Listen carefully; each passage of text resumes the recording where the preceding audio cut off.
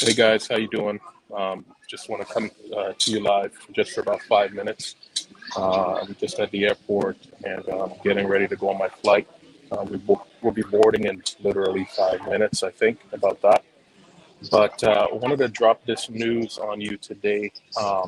There's an apostle out in New Zealand that got arrested not too long ago, and literally, you know, was arrested because he was shaking hands with the members of his church, which was against the protocol for the scamdemic in New Zealand.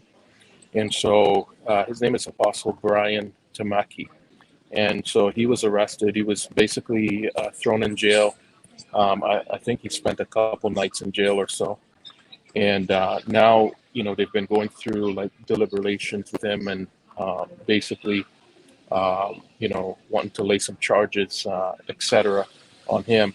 And so while he was basically brought to court, yesterday, I believe, was his court date. And I wanted you guys to see what the judge had told him. And, just so that you guys see what's going on out in New Zealand. So take a look at what the judge told Apostle Brian Tamaki. Go ahead and take a listen. I can tell you, Mr. Tamaki, you have been skating on very thin ice today. I have seriously considered whether you should be remanded in custody in relation to the further charge, in relation to all charges and the allegation that you have breached your bail. The police allege that you are in breach of the conditions previously imposed on you by this court, not to organise or attend any protests in breach of any current COVID-19 level requirements, and not to access or use the internet for the purpose of organising, attending or encouraging non-compliance with the COVID-19 Public Health Response Act 2020 or any orders made pursuant to the Act. You have denied the breach and you have pleaded not guilty to the new charge, as you have pleaded not guilty to the previous charge and denied the previous allegation of breach. The question of whether legally you were in breach will have to be determined on another occasion. You will be remanded again on bail to appear again in this court on the 11th of January 2022 at 9:15 a.m. for a case review hearing. The conditions which will apply to all of the charges are now as follows. 1, you are not to organise, attend, support or speak at any protest gathering in breach of any current COVID-19 level requirement. You are 2, you are to observe all and any current COVID-19 alert level requirements. 3, you are not to access or use the internet for the purpose of organising, attending or encouraging non-compliance with the COVID-19 Public Health Act 2020 or any orders made pursuant to that Act. 4, you are not to attend at or enter the Auckland domain. I do not want there to be any misunderstanding. That is the purpose by which I'm imposing these conditions. And if you act in a way which is deemed by the court to be acting contrary to that purpose, you run the significant risk that you will be found to be in breach of your bail and remanded in custody.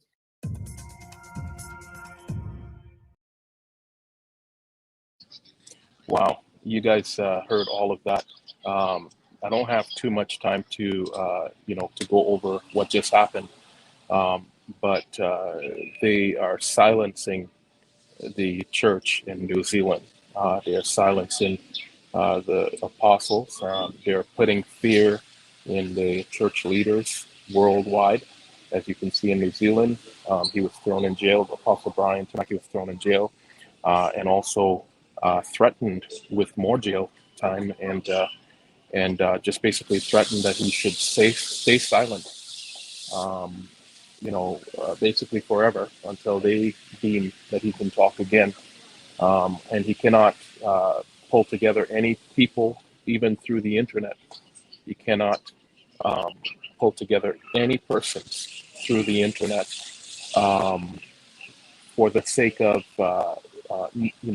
not non-compliance to what the government mandates are stating. So, folks, freedoms are being taken away from the people worldwide, and so just pray for New Zealand, and pray for Apostle Brian Tamaki and his church and his family.